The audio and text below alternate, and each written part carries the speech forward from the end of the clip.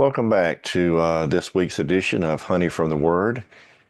We have now entered into the year of 2025, and so today's devotion is titled A Prayer of Blessing for 2025. Comes from the book of First Chronicles, chapter 4, verses 9 through 10. Now Jabez was more honorable than his brothers, and his mother called his name Jabez, saying, because I bore him in pain. And Jabez called on the name of the God of Israel, saying, oh, that you would bless me indeed and enlarge my territory, that your hand would be with me, and that you would keep me from evil, that I may not cause pain. So God granted him what he requested.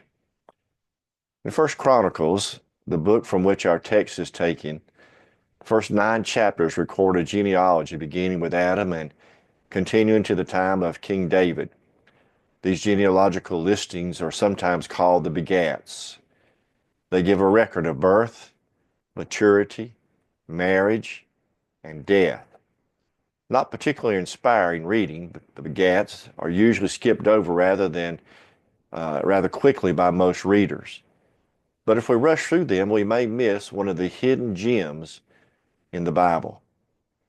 So nestled in the midst of the genealogical records in First Chronicles is the prayer of a remarkable man called Jabez. We find him hiding in the least read section of one of the least read books of the Bible. Only 2 verses record the story of Jabez and his prayer. Preceding these 2 verses are 141 verses of begats. 264 more verses follow, but all at once, God stops the writer and says, tell them about Jabez. Although it's not long, only 32 words, Jabez's powerful appeal to God is a model of the fact that we don't have to accept the names that the devil or the world may give us, but we can cast them off and receive the blessings of God. See, Jabez wanted to change the way things were going in his life. His name means sorrow or pain. And according to his name, he was supposed to have sorrow, trouble, pain, and trials all of his life. But instead of accepting the name that was put upon him, he chose to change the way things were and the way things were intended to be. The pain from our past or the pain we may be going through now doesn't have to have the last word. You can take our pain and you can turn that pain into purpose. Jabez did not want a life of sorrow and pain, so he did something about it. He didn't like what was going on in his life, so he asked God to help him change it, and guess what? God did. God loved this prayer because 1 Chronicles 4 and 10 says God granted what he requested. When you're going through things that are very painful or difficult, this is the prayer you need to pray, and maybe pray over others. I also believe it's the prayer we need to pray as we are now into 2025. Pray and ask God for his blessings. In verse 10, Jabez called on the God of Israel, saying, oh, that you would bless me indeed. The word indeed in the Hebrew literally means a lot. He prayed, God, bless me a lot. And God loved that prayer. Jabez was saying, God, I need your blessings a lot. How many of us need that? I am desperate for you. I need your blessings in the middle of this pain. I look to you. I need you. God, bless me a lot. And this was not a selfish request for material gain, but a request for God to help change the way things were in his life. He wanted his life to be blessed and not cursed. Some of the greatest blessings that you'll ever experience are in the middle of pain. After World War II, Truett Cathy and his brother started a little restaurant called the Dwarf House in a small town in Georgia.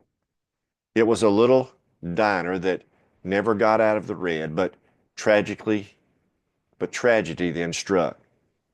Truett Cathy's brother was killed in a plane crash, and then the business burned down. Truett Cathy had major surgery and was in a hospital bed for 2 months. He said it was in the hospital that he had a lot of time to think, and he started praying, God, give me a new direction in my life. He said that's when he got the idea to put chicken on a bun, and Chick-fil-A was born. Sometimes you recognize without that painful chapter, you wouldn't be doing your purpose today. We need to pray for God to expand our vision. Second part of verse 10, oh, that you would enlarge my territory. The word translated territory or coast in the King James Version means border or territory enclosed within a border. He wanted the Lord to stretch him in his vision. When Jabez prayed, oh Lord, enlarge my territory, enlarge my boundaries, he was praying, God, I want you to expand my vision, enlarge my opportunities, my responsibilities, and my influence. What a prayer for 2025. We need to pray for God's guidance and his strength. The third part of verse 10 says, that your hand would be with me. He was probably praying for God's strength, protection, and guidance. Jabez's prayer echoed that of the psalmist who wrote, let your hand become my help, for I have chosen your precepts. Psalms 119 and 173. Isaiah 30 and 21 says, your ears shall hear a word behind you saying, this is the way, walk in it, whenever you turn to the right hand or wherever you turn to the left. The hand of the Lord is a biblical term for God's power and presence in the lives of his people. The success of the early church in the book of Acts was attributed to one thing: the hand of the Lord was with them, and a great number believed and turned to the Lord. Acts 11 and 21. It's when you realize, I don't have the strength, I don't have the wisdom, I don't have the power that God fills you with, his strength, his wisdom, and his power. We need to pray for God to keep us from evil. The last part of verse 10 says, that you would keep me from evil, that I may not cause pain. This remarkable man of God realized that he could not resist evil in his own power, but only through the power of God. Not only did he not want pain in his life, but he did not want to cause anybody else pain. When you feel the Lord's hand, the power and strength in your life, Satan will try to misguide you. But it's in the midst of pain that the enemy will try to get us on the wrong path. It is easy to stray when we are struggling. Pray, God, keep me from evil. Keep me on your path. Don't let me take the wrong direction. So as we enter into this year of 2025, pray and ask God for his blessings. Pray for God to expand your vision. Pray for God's guidance and his strength. And pray for God to keep us from evil. May the Lord bless you in the year of 2025.